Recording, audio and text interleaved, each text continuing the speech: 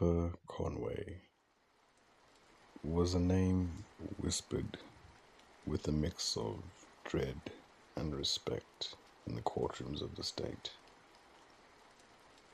A successful state prosecutor, Pippa prided herself on her unwavering commitment to justice. Her mission was clear: to rid society of its most unsavory elements. The mere mention of her name could extinguish hope in the eyes of even the most hardened criminals. Her life was meticulously structured, perfectly balanced by her marriage to Calvin. A self-employed landscaper, Calvin's easygoing nature and successful business fit seamlessly into Pippa's ambitious life. He was her rock, her respite from the intense pressures of her career. The day that would irrevocably alter her trajectory began like any other. Pippa arrived at her office, the scent of freshly brewed coffee filling the air. On her desk sat a new file, one that promised to be unlike any she had handled before. Dimitri Catalan. A seemingly straightforward case of attempted murder. The victim, none other than Andrew Walton, the billionaire owner of Sky One Airlines.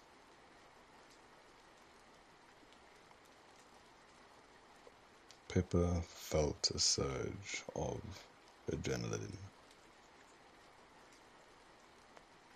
This was it. The high-profile case that would catapult her closer to her ultimate goal, district attorney. She devoured the file, her mind already strategizing, planning her approach. Catalan had allegedly attempted to murder Walton in a fit of rage. A crime fueled by jealousy and greed. The evidence seemed damning, the witnesses reliable. As she delved deeper, a nagging feeling began to gnaw at her. Something wasn't adding up. The details were too clean, too perfect. Was this the golden ticket she had been waiting for? Or a carefully laid trap? Over dinner, Pippa couldn't contain her excitement.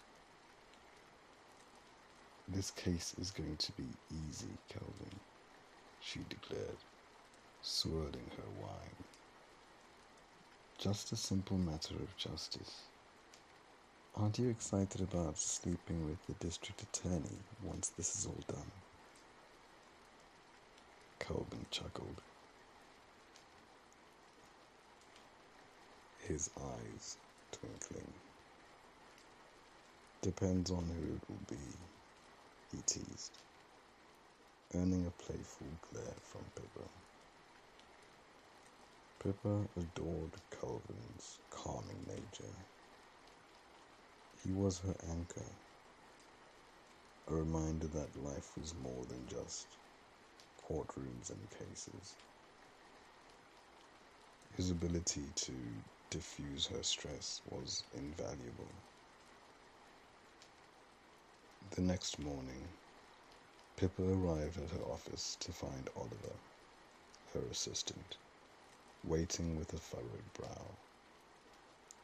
Oliver, a young black man with a sharp mind and an intense mistrust of everything and everyone, was an invaluable asset, despite his sometimes unnerving cynicism. Mr. Catalan's legal counsel is Salvador Menendez, Oliver announced, his voice laced with concern. Pippa raised an eyebrow. Salvador Menendez was a slick, big-time attorney who represented the most notorious criminals. He was almost mythic in the underworld, lauded as godly by some. So, Pippa replied, trying to sound nonchalant. So, why would Mr. Catalan, the owner of Shank, butchery by day and high-end steakhouse by night, retain such a high-profile, infamous lawyer who comes with a massive bill? Oliver pressed. It doesn't add up. It's not exactly a red flag, but I'm telling you, Pippa, there's something behind it. Pippa considered his words. Oliver's instincts were usually spot on. All right, she said, leaning back in her chair. Keep your head in the game and deal with your side quests on your own time. Focus on the evidence, Oliver. As Oliver left, Pippa couldn't shake the feeling that he was right. How could a seemingly ordinary business owner retain such a powerful and expensive lawyer? The question lingered, casting a shadow over the seemingly clear path ahead. Oliver returned, his arms straining under the weight of several heavy files. He dropped them onto Pippa's desk with a thud. All right, let's dissect what we actually have, he said, his voice serious. Because frankly, it's not much. Pippa nodded, leaning forward. Lay it out for me, Oliver began. Mr. Catalan and Mr. Walton were travelling over a highway bridge at 11 p.m. in opposite directions. They stopped across from one another. Pippa grabbed a notepad. Oliver, draw the scenario out as you go along. Oliver cleared his throat. We are then informed that Mr. Catalan walked across the highway to Mr. Walton, who was standing behind his vehicle. Catalan then allegedly shot him in the face. The bullet first went through his raised hand, entering through his mouth and exiting out of his lower jaw. Pippa winced. Nasty. What about the weapon? Oliver shuffled through the papers. The firearm was found in Catalan's vehicle, and it was registered to him. Caught on the scene. Didn't leave, Pippa stated, summarizing the facts. Simple and straightforward. Maybe, Oliver countered. But what must have led up to the engagement in the first place? Why would these two men stop on a highway bridge in the middle of the night. Pippa waved her hand dismissively. I'm not interested in that, as I am in proving that it was, in fact, Mr. Catalan who pulled the trigger. He doesn't seem to have denied it, though, when he was questioned at the police station, Oliver pointed out. Nor did he confess either. He was rather quick to request Mr. Menendez, though. Pippa tapped her pen against the desk. That's what's bothering you, isn't it? The speed with which he lawyered up. It's more than that, Oliver insisted. It's the whole picture. It's too neat, too clean. And Menendez, he doesn't take cases like this unless there's something else at play. Pippa leaned back in her chair, considering the information. We need to understand Walton's perspective. Set up an interview with Mr. Walton. He's the victim here, and his testimony is crucial. Oliver gave her a skeptical look. That won't be easy, Pippa. Why not? She asked, already anticipating complications. Walton has had his jaw reconstructed and wired shut for the foreseeable future, Oliver explained. He can't speak. Communication will be challenging. Pippa frowned. Challenging, but not impossible. We can use written questions, gestures, whatever it takes. This is too important. We need to hear his side of the story. Oliver sighed, knowing there was no arguing with Pippa when she was determined. All right. I'll reach out to his representatives, but don't expect miracles. Getting any kind of coherent account from him will be a Herculean task. Pippa nodded, her mind already racing. The inability to directly question Walton added another layer of complexity to an already puzzling case. She had to rely on indirect methods, reading between the lines and trusting her instincts more than ever. At the jail, Pippa sat alone in the stark interrogation room, the fluorescent lights buzzing overhead. She waited. Anticipation and a hint of unease swirling within her. Finally, the door creaked open. A tall, olive-skinned man walked in, chained at the waist. He had an after 5 o'clock shadow and slightly scruffy dark hair, giving him a disheveled yet compelling appearance. Pippa was instantly captivated by his light brown eyes that bore a deep sorrow, a depth that could move her in a way she hadn't expected.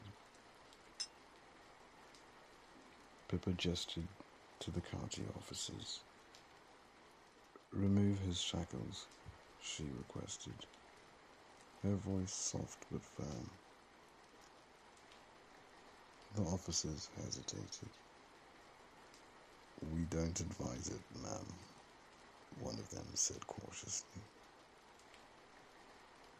Pippa's eyes flashed with impatience. "Remove The shackles, she barked, her tone brooking no argument. The officers reluctantly complied, unfastening the chains. Dimitri sat across the table from Pippa, his gaze steady, analyzing her. "You asked for me," he said, his voice a low rumble. "I'm here." Pippa, taken aback by his presence and the unexpected pull she felt, responded, "I didn't expect you to come." A faint smile played on Dimitri's lips. "Before you ruin the conversation with Mirandizing me," he said, "could we just talk for a few minutes? I haven't spoken to a civil person in days." Pippa narrowed her eyes. "Don't think for a second that I'm going to be civil," she retorted, trying to regain her composure. Dimitri's gaze intensified.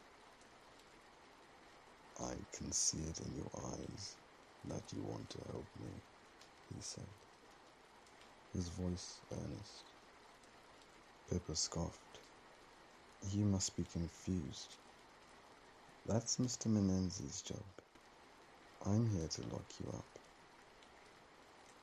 Dimitri laughed softly, a sound that sent a strange shiver down Pippa's spine. "No," he said, shaking his head. "You're here to find out the truth and do what is right. I can see that in you too." Pippa, slightly unnerved by his perception, decided to change the subject. "Tell me about your work," she said, her tone more neutral. Dimitri's expression softened. "I'm a butcher," he said, his voice taking on a poetic quality. "It might seem brutal to some, but I see it as a sacred act. I take the life of an animal, yes, but I do it with respect and gratitude. I use every part of it, wasting nothing. I feed people, nourish them. It's a connection to the earth, to the substance, to life itself." Pippa listened, captivated by his words. She had never considered butchery in such a way, but Dimitri's passion and reverence was undeniable. A small smile crept onto her face, a genuine appreciation of his unique perspective. Dimitri paused, his eyes searching Pippa's. "Why don't you have children?" he asked, the question unexpectedly intimate. Pippa hesitated, a flicker of pain crossing her face. "I can't have children," she said quietly, "but my life is complete nonetheless." Dimitri's expression shifted, a mixture of pity and respect in his eyes. "I understand," he said softly, acknowledging her vulnerability. Then his face lit up as he spoke about his own child. "I have a daughter," he said, his voice filled with pride and passion. She's 15 years old. Her name is Eleni. He paused, collecting his thoughts, and then spoke about the unique bond between a father and his daughter. A father's love for his daughter is like a lighthouse in storm. It's a constant beacon guiding her through the darkest nights. It's a promise whispered on the wind, a pledge of unwavering support.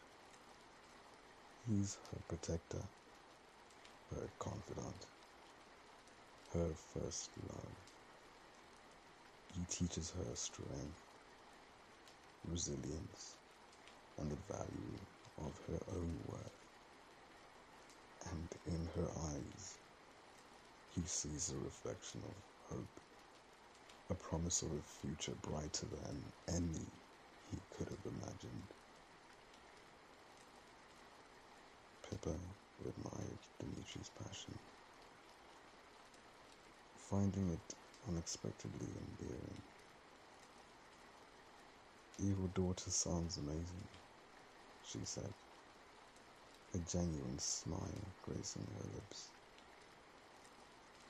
Under his breath, Dimitri mumbled, "She could be better," but didn't elaborate further. He seemed to shake off the momentary vulnerability, breaking the mood. "How is Mr. Walton doing?" he asked, his voice laced with concern. Pippa's professional demeanor returned. "No thanks to you, he's still in the hospital, recovering from his injuries." Dimitri's face fell, showing palpable remorse. "I hope he gets better," he said, and then, almost to himself, he murmured, "Andrew is a good man." This statement further confused Pippa. It didn't align with the image of a cold-blooded attempted murderer. She began to suspect that Dimitri and Andrew had a previous relationship prior to the incident, a connection that might hold the key to understanding what had transpired on the bridge. Pippa, realizing she had allowed herself to become emotionally involved, switched back to being a lawyer. She pulled out a card and began to read Dimitri his Miranda rights. As she spoke, a light seemed to switch off in his eyes. When she finished, he said, "Thank you." His voice was distant. He reached out and touched her hand, giving it a compassionate squeeze. "I'd like to speak to my lawyer now, Mrs. Conway. You should visit again if you find the time." Dimitri was shackled again and led out of the interrogation room. Pippa couldn't help but feel a pang of regret at having forced the end of their conversation so abruptly. Even though the information she had gleaned wouldn't be admissible in court, it could provide her with the direction of where she should be looking. As she stepped out of the jail, Pippa's phone rang. It was Oliver, his voice frantic. "Mr. Walton is said to be getting worse," he blurted out. We need to see him pronto. I've arranged a meeting at the hospital. Pippa agreed, adrenaline coursing through her veins. The stakes had just been raised. Walton's deteriorating condition meant time was running out to get his side of the story. As she drove to the hospital, Pippa's mind erased, trying to strategize her next move. The encounter with Dimitri had complicated everything. She had initially seen him as a straightforward perpetrator, but now she couldn't shake the feeling that there was more to the story. A hidden layer of truth waiting to be uncovered. At the hospital, Oliver was already waiting for Pippa at the entrance, pacing anxiously. He informed Pippa it's not looking good, before leading her hastily towards the elevator. As they rode up, he turned to her. "So, how did the visit with the wannabe killer go?" he asked, a hint of cynicism in his voice. Pippa took offense. "Don't call him that," she snapped.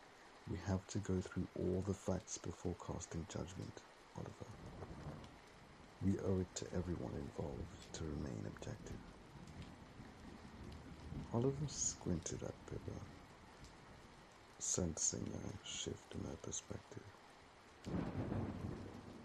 They arrived outside Mr. Walton's private hospital suite to find a scene of quiet desperation.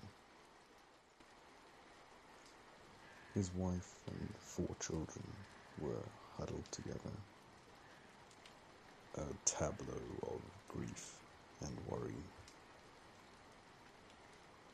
The children consisted of a college-aged boy, 2 teenage girls, and a child who seemed to be about 7 years old, all surrounded by a team of doctors. The head surgeon, Dr. Diller, a scrawny woman of ambiguous heritage, approached Pippa and Oliver, her expression stern. "Who are you?" she demanded. After Pippa mentioned that they were from the prosecutor's office, the doctor made to dismiss them harshly, saying, "This is not the time Mr. Walton needs to rest." But then Mrs. Barbara Walton, Andrew's wife, heard the commotion and came closer. "Andrew has been waiting for them," she said, her voice filled with a mixture of exhaustion and urgency. "He would like a word, but I don't know what it is about." The doctor looked skeptical, but conceded. "I guess it's okay then," and walked away, shaking her head. Oliver and Pippa exchanged a curious glance. Why was Andrew Walton, in his fragile state, so eager to speak with them?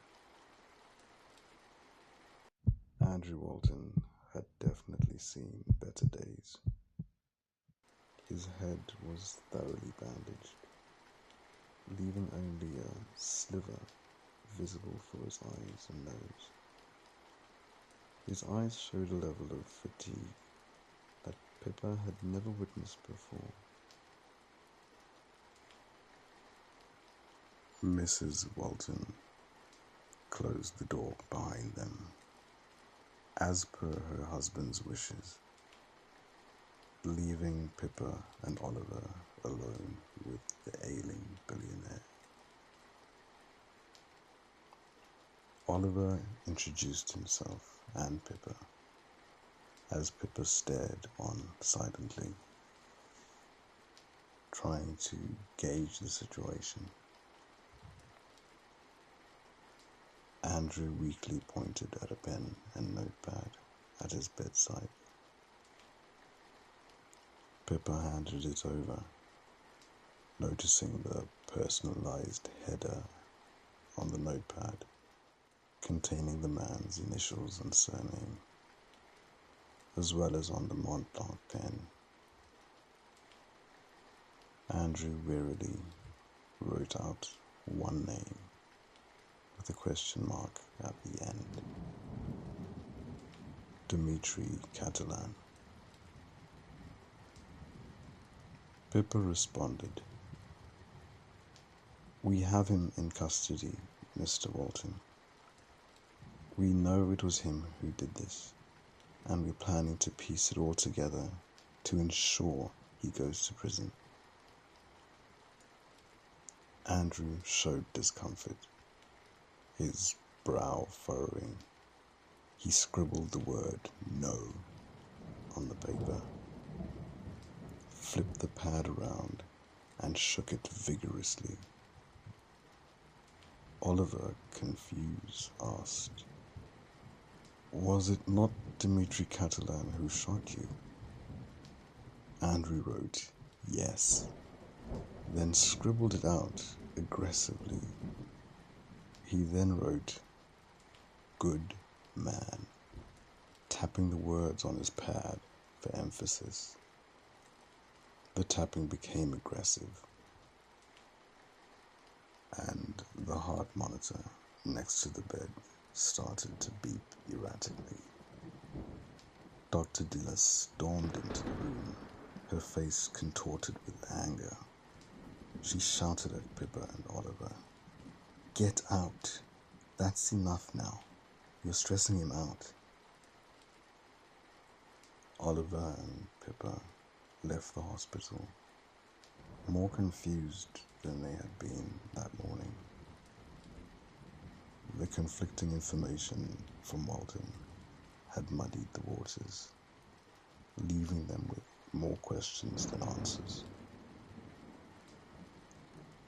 "I'm going home," Pippa told Oliver. "I need to try and unpack everything. My head is spinning." Oliver nodded. "I'm going back to the office. I have to request a few documents from Mr. Menendez that I think might help. I'll see you tomorrow." At home, Pippa couldn't shake the image of Dimitri from her mind. Despite being a suspect in a violent crime, he had radiated a warmth and sincerity that had resonated with her on a deeply personal level. She thought about the way his eyes had met hers, the sorrow and vulnerability he had revealed. She remembered the poetic way he had described his work, the gentle touch of his hand as he thanked her. Dimitri had made her feel seen, understood, and surprisingly alive. As she pondered, Calvin walked in from the garden, wiping his hands after washing them outside. He smiled warmly and asked, "What are you thinking about so seriously?" Pippa hesitated, her mind entangled. She stuttered and said, "Nothing." She didn't know why she couldn't bring herself to confide in Calvin about the case, about Dimitri, about the unsettling feelings that were stirring within her. It felt like a betrayal, a secret she wasn't ready to share. Pippa turned to Calvin, her voice strained.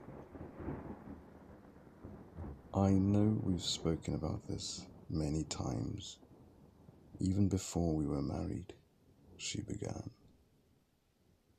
"But it's always from my perspective, with you understanding how I feel. But may I ask, did you ever actually want to be a father, outside of knowing I can't give you any?" Calvin stood, looking at her, scrutinizing every part of her. "What's wrong? Where is this coming from?" he asked, his voice gentle. Pippa stood her ground, her gaze unwavering. "I just need an answer, Calvin. A real one." Calvin cleared his throat, his expression thoughtful.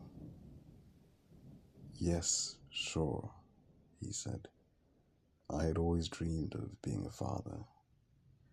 But I'm fine with my decisions, Pippa. I love you more than the idea of being a father." Pippa's face clouded with a mixture of sadness and frustration. "It's easy for you to say that because you aren't an actual father," she said, her voice tinged with bitterness. Calvin's patience snapped. "What do you want from me, Pippa?" he lashed out, his voice rising. "I'm trying to let you know that I'm fine with my choices, that I'm happy with our life together." Pippa retorted. "Your answer is ignorant of experience, making it ill-informed." Calvin stared at her, disbelief and anger warring in his eyes. "Then why did you ask me these stupid questions if you're just going to find a fancy way of saying my answer is stupid?" He stormed back into the garden, leaving Pippa alone in the living room, tears welling up in her eyes. She sighed and got up to pour herself a glass of wine, the silence in the house amplifying the tension between them. Pippa walked outside to watch Calvin working from a distance. Even though he had a team of 40 experienced garden hands, he insisted on tending to his own garden, alone. She watched him as he channeled his anger into the physical labor, pruning, digging, and planting with focused intensity. After a while, she retreated back inside, the image of his solitary work etched in her mind. The next morning, Pippa arrived at her office to find Oliver already there, surrounded by stacks of boxes filled with paperwork. The office looked like a bomb had exploded, scattering documents across every available surface.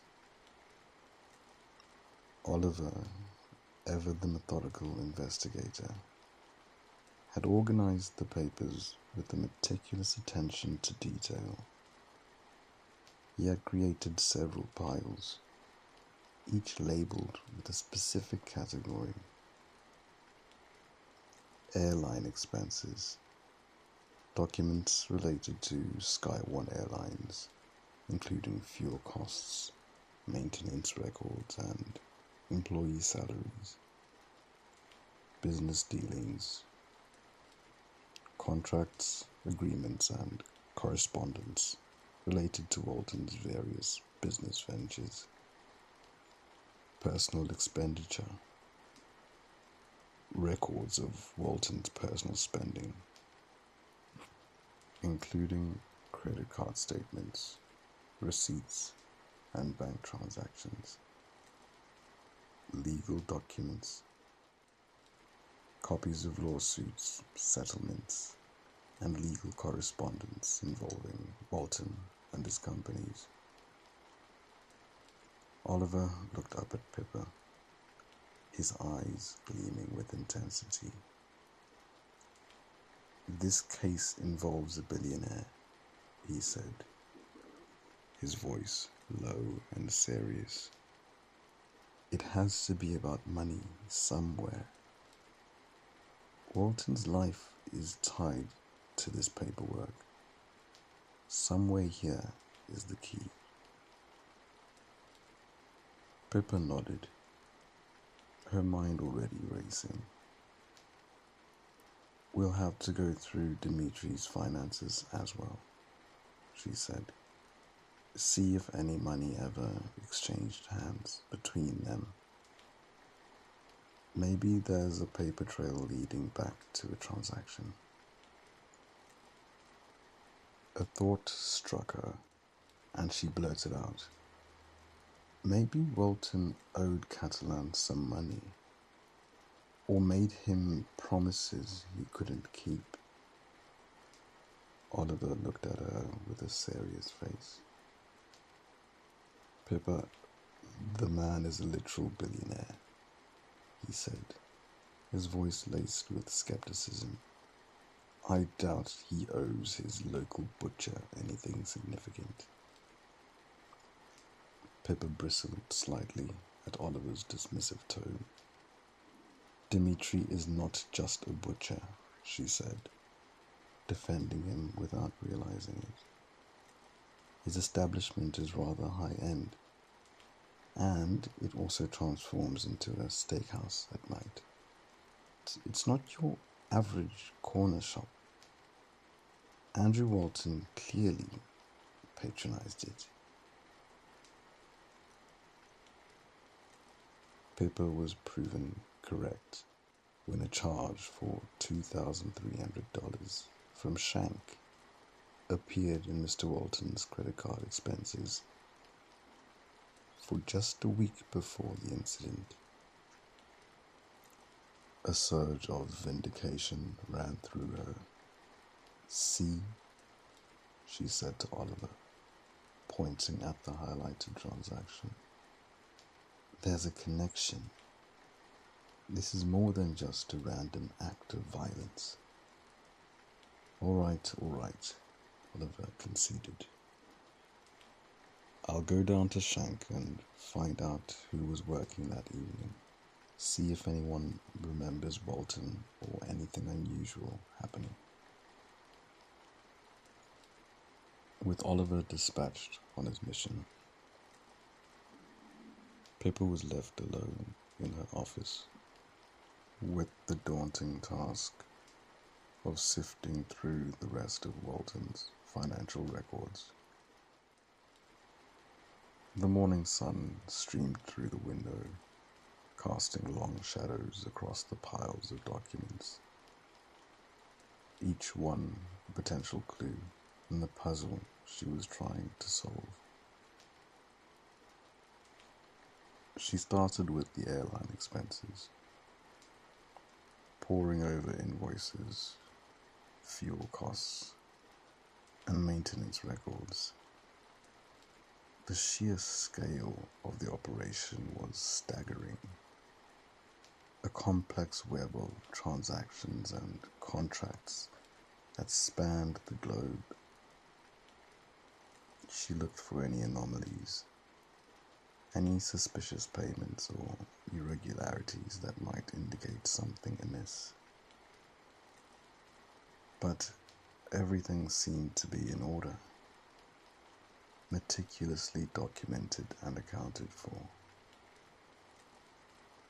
Next, she moved on to Walton's business dealings.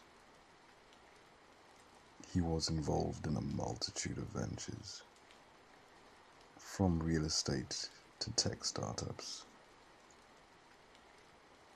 each one with its own set of legal and financial complexities.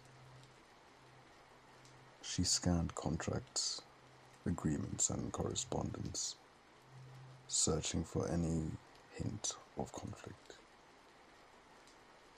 any potential disputes or rivalries that might have led to violence. Again, she found nothing concrete, just a series of complex business arrangements that seemed to be operating within the bounds of the law. As the afternoon wore on, Pippa began to feel a sense of frustration building within her. She had spent hours poring over these documents, and yet she was no closer to understanding what had driven Dimitri Catalan to shoot Andrew Walton. The financial records were a maze of information, but they seemed to be leading her nowhere. The doubt began to creep in. Was she on the wrong track? Was she letting her personal feelings for Dimitri cloud her judgment?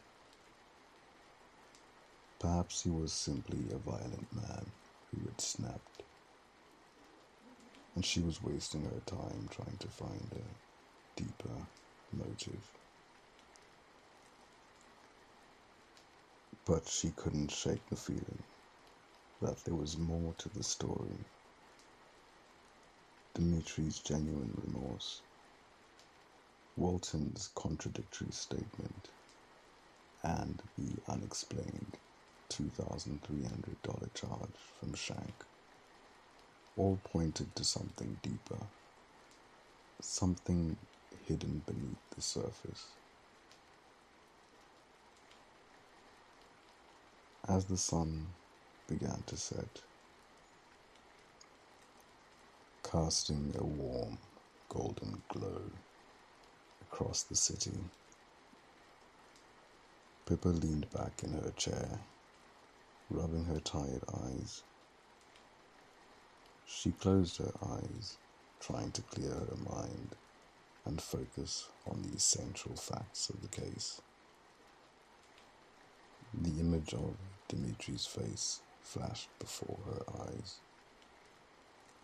His dark eyes filled with sorrow and a strange sense of resignation. She remembered his words, his insistence that she was there to find the truth and do what was right. A wave of determination washed over her. She couldn't give up now. She had to keep digging, keep searching, until she uncovered the truth, no matter how painful it might be. She opened her eyes, grabbed another stack of documents, and began to read. Her resolve renewed. The night was going to be long, but she was determined to see this through to the end. As the hours ticked by, Pippa came across something that finally piqued her interest. She realized that the CFO for Walton's airline had been fired weeks before the incident. It seemed odd, given that the company had actually grown exponentially under his financial watch. Why would Walton fire a CFO who was clearly doing a good job? A sense of urgency washed over her. This could be a key piece of the puzzle. She had to dig deeper. But she knew she lacked the expertise to fully analyze the airline's financial records. She decided to call in some help. She sent a request for an accounting firm that did work for the city to come in and give a professional run-through of Walton's financial records the next day. She needed a fresh pair of eyes, someone who could spot the irregularities and hidden transactions that she might have missed. With that task taken care of, Pippa felt a small sense of relief. She knew that she had done everything she could for the day. It was time to go home, try to get some rest, and prepare for the next phase of the investigation.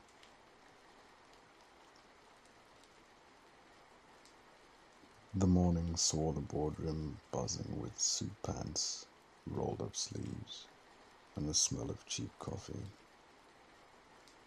The accounting team was hard at work, poring over Walton's financial records with focused intensity. Oliver approached Pippa, a sense of excitement in his voice. He updated her on what he had found out at the restaurant from the head server, who had agreed to testify if requested. She said that Mr. Walton had come in around 8 p.m. and ate with his family. Then his family had been driven off with the driver, and Mr. Walton had stayed behind, talking to Mr. Catalan until after closing. The revelation sent a jolt of energy through Pippa. The pieces of the puzzle were starting to fall into place. Without a word, she grabbed her keys and stormed out of the boardroom, telling Oliver to keep an eye on the mission in the office. The drive to the county jail was a blur of motion and emotions.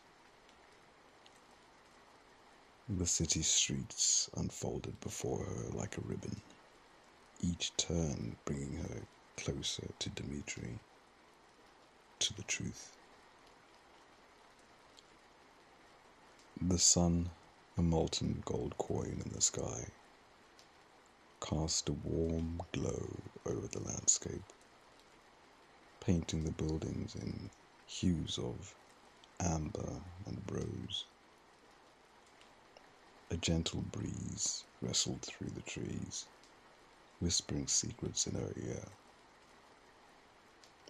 As she drove, Pippa couldn't help but think about Dimitri. She remembered his gentle eyes, his kind words, and his undeniable remorse.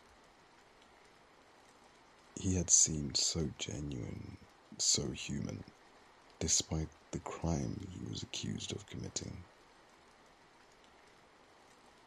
She pushed those thoughts aside, reminding herself that she was a prosecutor, not a therapist.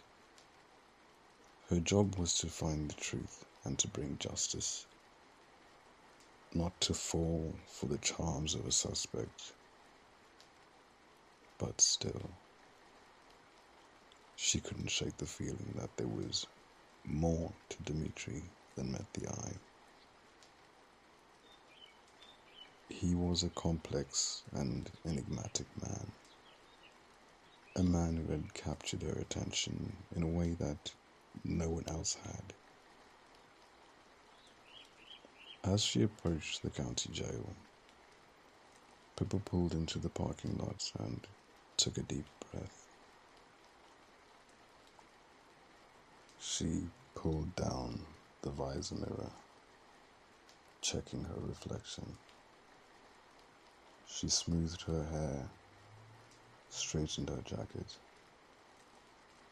and tried to compose herself. She couldn't let her emotions get in the way of her job. She had to remain objective, professional, and focused on the task at hand. She had to find the truth, no matter where it led.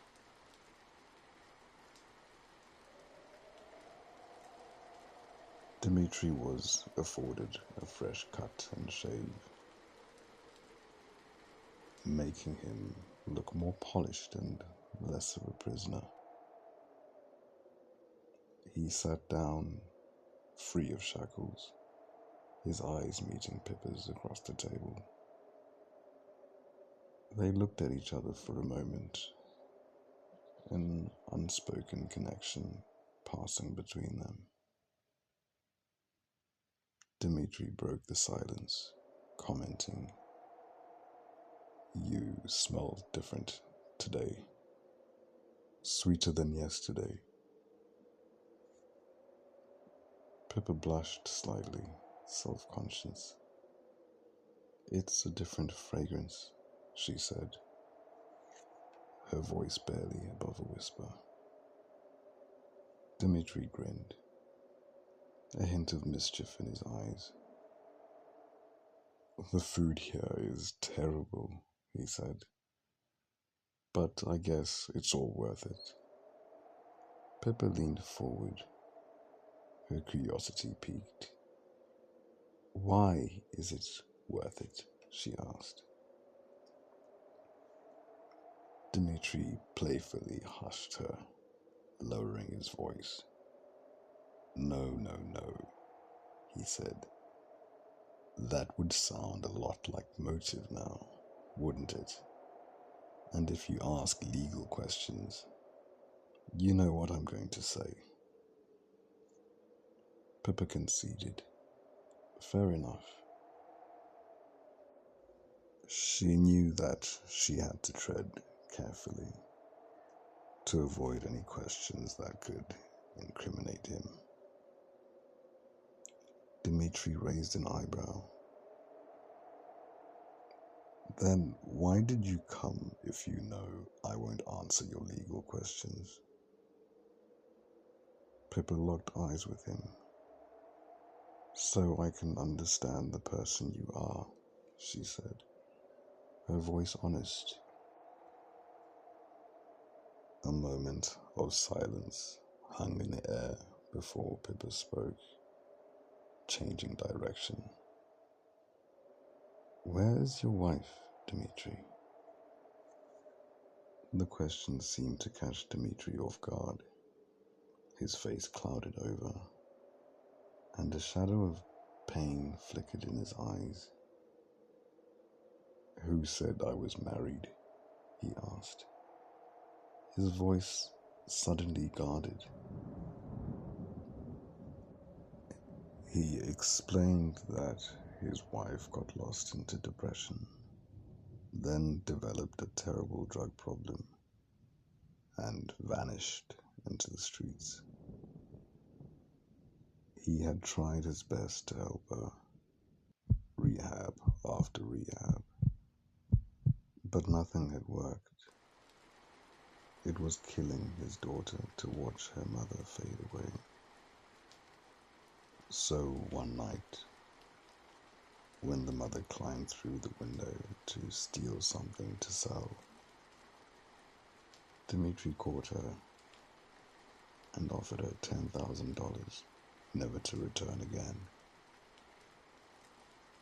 It haunts him dearly, as he never saw her again, and believes he might have paid for her to kill herself. He hates himself for it, but knows it was necessary. He asked Pippa if it was the right thing to do. Pippa says she doesn't know. Dimitri then said that's why he'll do whatever it takes to make sure his daughter has the best odds to be great that he can provide. Dimitri leaned back in his chair, his gaze fixed on Pippa. Why do you do what you do, Pippa? He asked, his voice laced with genuine curiosity. Why be a prosecutor? Why spend your days putting people like me behind bars?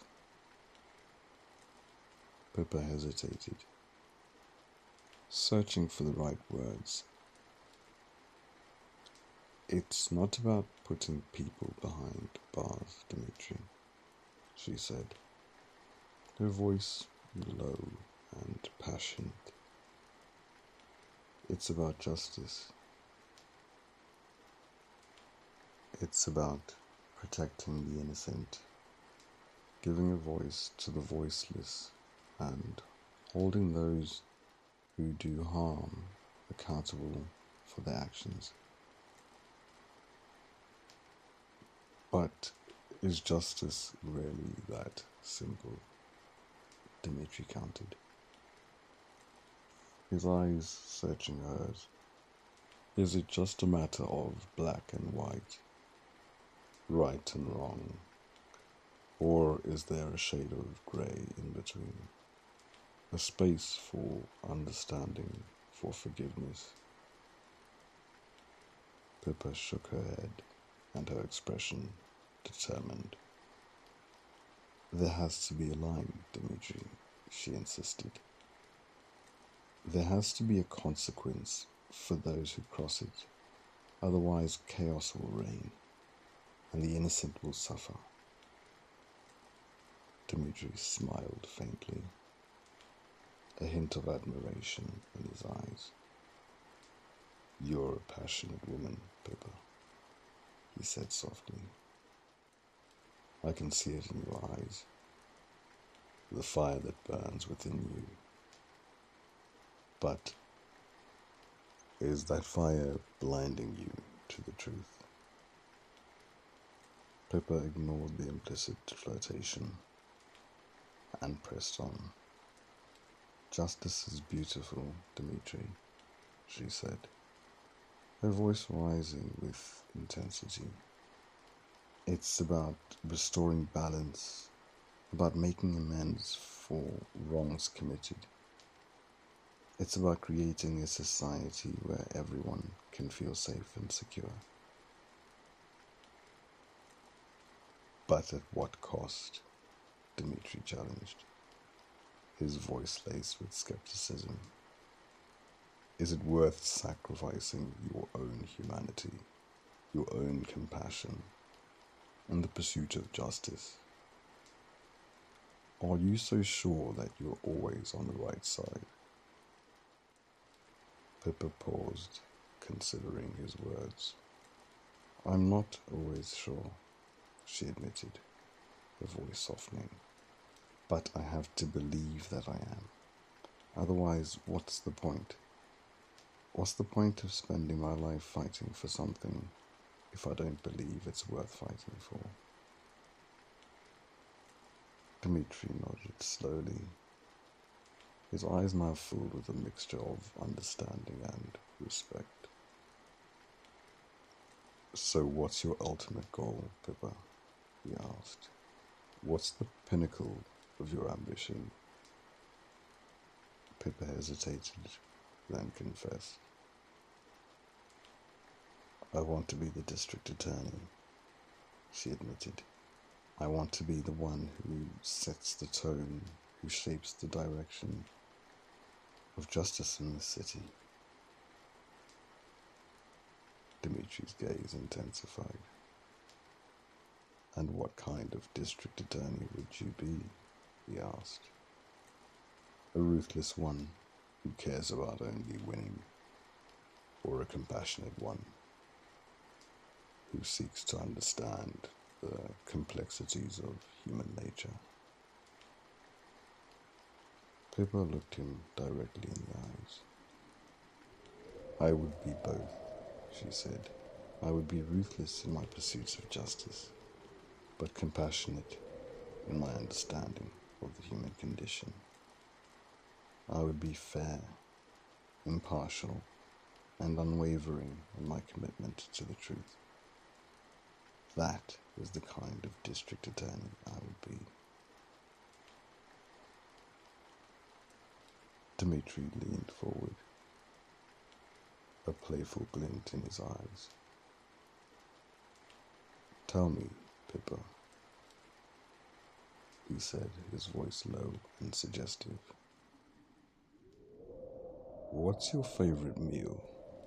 What dish ignites your senses, sends shivers down your spine?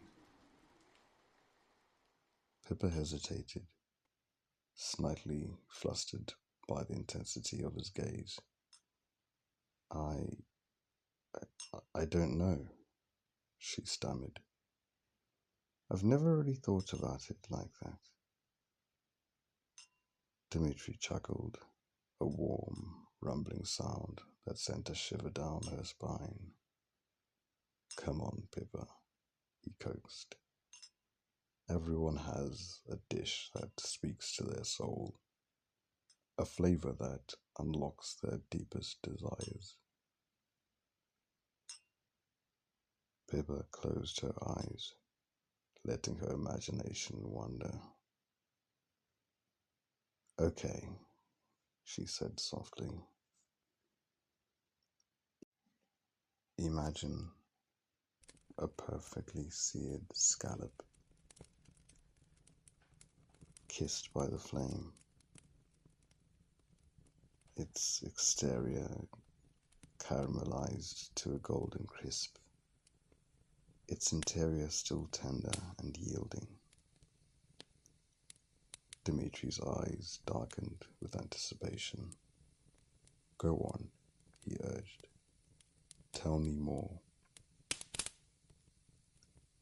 It's served atop a bed of creamy risotto, Pippa continued, her voice now taking on a sensual tone. Each grain plump and glistening with parmesan, infused with the subtle essence of white truffle. And the aroma, Dmitri prompted, his gaze never leaving her face. The aroma is intoxicating, Pippa whispered. A symphony of sea and earth, of butter and garlic, of something wild and untamed. Dimitri's lips curled into a knowing smile. And the taste? Pippa paused, her breath catching in her throat. The taste is explosive, she said, her voice barely audible. The scallop meets your tongue, releasing a burst of briny sweetness, a hint of citrus, a touch of spice. And the risotto, Dmitri pressed, his eyes now burning with desire. The risotto is like a velvet caress, Pippa murmured, rich and decadent, clinging to your palate, leaving you craving more. Dmitri nodded slowly, his gaze now intense and possessive. That sounds exquisite, he said, his voice thick with implication. A dish designed to seduce the senses, to awaken the appetite. to ignite the passions. Dmitri nodded, his eyes filled with sincerity. That's what I want to capture in every dish at my restaurant. Pippa, his voice earnest.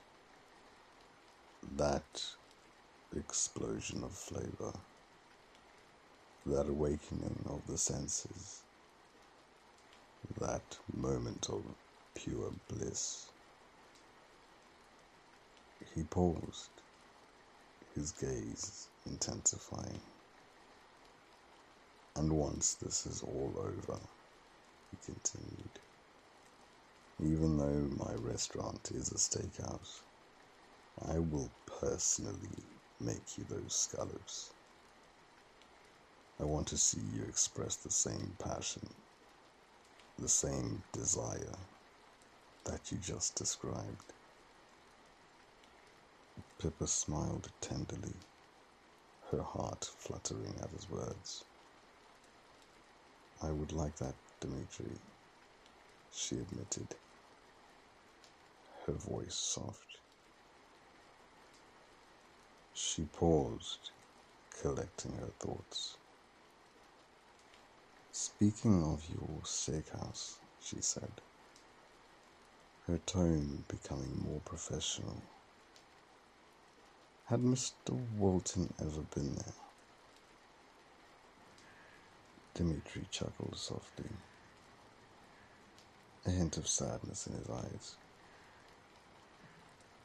Enough legal questions, Pippa, he said. He raised his voice, calling out, "Guard!" He reached across the table and took Pippa's hand, enveloping it in both of his. His touch was warm and reassuring, sending a shiver of electricity through her veins. Thank you, Pippa, he said, his voice filled with gratitude. He lifted her hand to his lips, kissing the top of it gently before the guard walked in. Pippa allowed the gesture, savoring the moment of intimacy. But as soon as the door opened, she instantly became cold and cordial, masking her emotions behind a professional facade. On returning to the office, Pippa handed Oliver his salmon wrap, a silent gesture of camaraderie. Give me an update, she said, her tone businesslike. Oliver hesitated, his expression grave. It's better you hear it yourself, he said, nodding towards the boardroom. Pippa raised an eyebrow, sensing the gravity of the situation. She followed Oliver into the boardroom, where Belinda Potter, an easily forgettable woman with a dutiful demeanor, stood behind a mountain of documents. Belinda called for silence, her voice surprisingly firm. I insist someone closes the door, she said, her eyes scanning the room. And all phones must be put on a table. Pippa exchanged a concerned glance with Oliver as they complied with Belinda's demands. The atmosphere in the room was thick with tension. All right, Belinda, Pippa said, drawing closer. What's going on?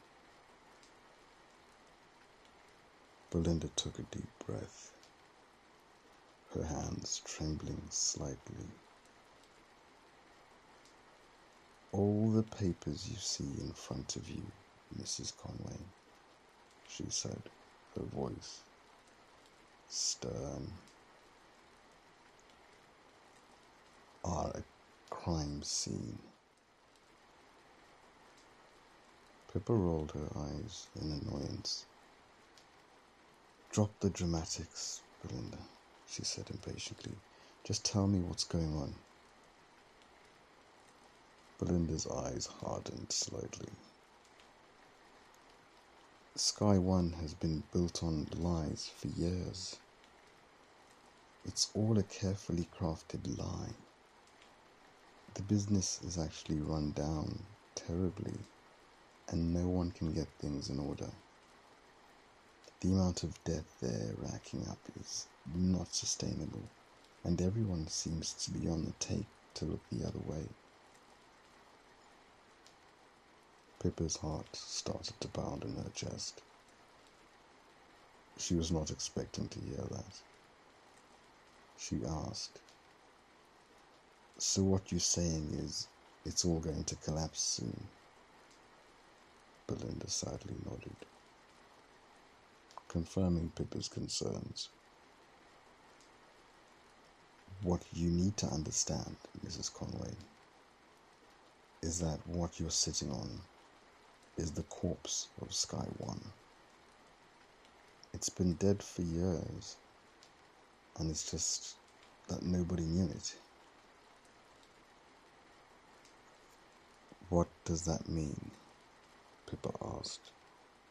Her hand went to her mouth, realizing what that could potentially mean. "That means this company isn't just failing, Mrs. Conway," Belinda said, her voice rising with urgency. "It's existing on borrowed time. It's basically running on fumes." Pippa's eyes turned to Oliver, a knowing expression passing between them. "So that means the company is worth nothing?" she asked. Oliver chimed in, his face grim. "It's worse than that, Pippa," he said. "If Sky One goes down, it could bring down a lot more with it." Belinda nodded in agreement. "Their downfall could bring down the stability of the entire airline market," she said, her voice filled with dread. "And outside of all of that, one of its major shareholders is the Social Security Trust Fund." Pippa gasped. The full weight of the situation crashing down on her. "Are you saying what I think you're saying?" "I'm saying that people's Social Security checks are on the line, yeah. Retirement savings on the line, yeah. People are going to starve from this, Mrs. Conway. What Walton has done is abhorrent. The worst part is they're planning to pay themselves and run away with the funds. Before it's all done, the only way you can stop it is if you bring him to justice. It's all in this paperwork here." Pippa took a deep breath. She had to control the situation to prevent this information from leaking out and causing widespread panic. "I insist that nobody makes a move," she said, her voice firm and authoritative. Belinda, her brow furrowed with concern, retorted, "But it's my fiduciary duty to report this, Mrs. Conway. I can't just sit on this information." "I'm not asking you to sit on it forever, Belinda," Pippa countered. "I'm just asking you to give me a few days. Our trial date is looming, and I need time to process this information and figure out the best course of action." Belinda hesitated, her conscience warring with her professional obligations. "I don't know, Mrs. Conway," she said, her voice filled with doubt. "I can't guarantee that I can do that." Pippa's eyes narrowed, her gaze hardened. "I'm telling you to do it, Belinda," she said sternly. "Now everyone, leave the room." The members of the accounting team hesitated, unsure of what to do. Oliver, sensing the tension in the air, stepped forward, his voice forceful.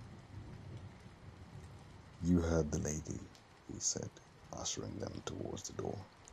"Get out, all of you." He followed them out, closing the door behind him, leaving Pippa alone with Belinda.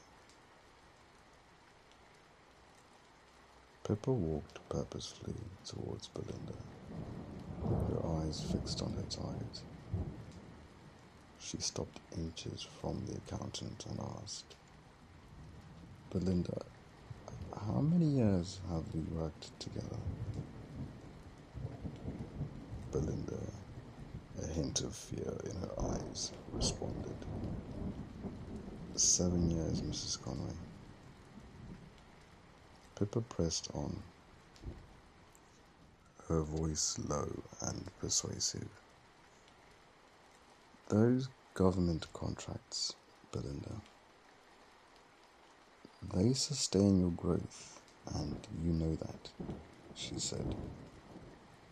"And where I'm going in becoming the district attorney will greatly affect your relevance. It would be to our mutual interest if you waited until I told you before releasing this information." Belinda maintained eye contact, but Pippa could see the flicker of doubt in her eyes. She knew that Pippa was right. Her firm's success was intertwined with Pippa's, and crossing her could have dire consequences. Belinda still eyed, yet knowing her place in the pecking order, and confirmed with, "Yes, Mrs. Conway."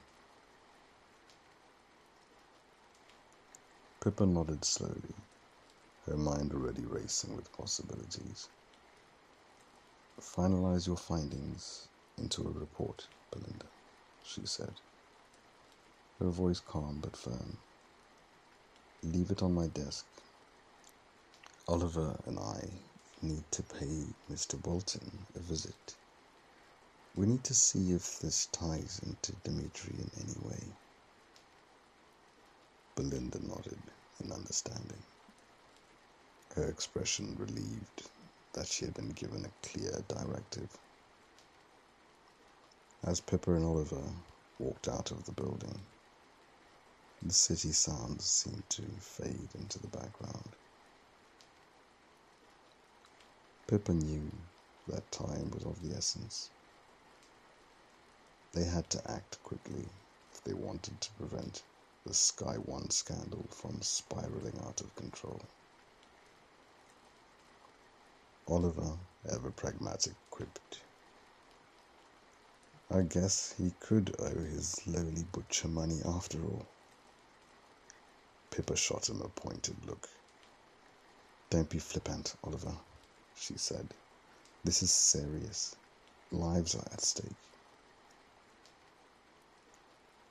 When they arrived at the hospital, a visible panic hung in the air. Doctors and nurses rushed back and forth, their faces etched with concern.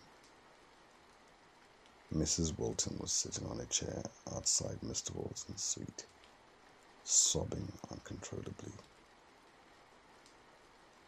Pippa, her heart filled with sympathy, rested a hand on her shoulder. "What's wrong, Barbara?" she asked, her voice gentle. Barbara looked up, her eyes red and swollen. "They found out that fragments of the bullet had splintered into Andrew's brain," she said, her voice choked with emotion. "He fell into a coma. They don't know if he'll ever wake up." Oliver received the call and pulled a stressed face before telling Mrs. Conway, "It's for you, Pippa. You might want to take it in private." Pippa, sensing that something was amiss, nodded and took the phone, moving to a quiet corner of the hospital corridor. "This is Pippa Conway," she said, her voice cautious. A smooth, condescending voice answered on the other end. "Ah, Mrs. Conway," the voice said. "Mr. Salvador Menendez here. I'm just calling to make sure you know what your job is." Pippa bristled at the patronizing tone.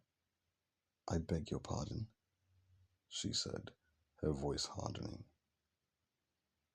Salvador chuckled, a cold, humorless sound.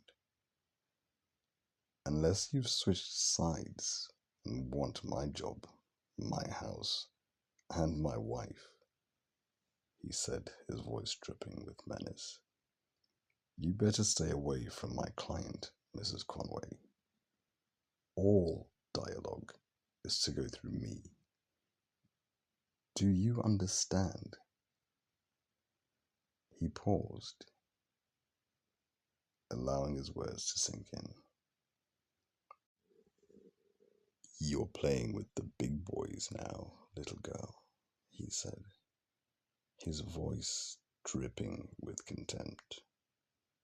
And before Pippa could respond, he hung up, leaving her standing alone in the corridor, her blood boiling with anger.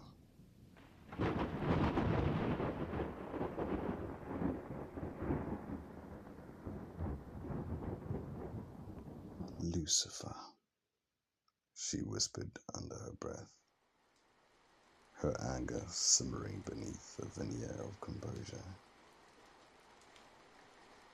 She returned the phone to Oliver, her eyes blazing with determination.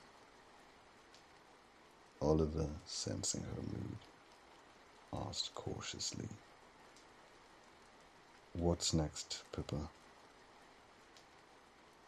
Pippa took a deep breath, trying to regain control of her emotions.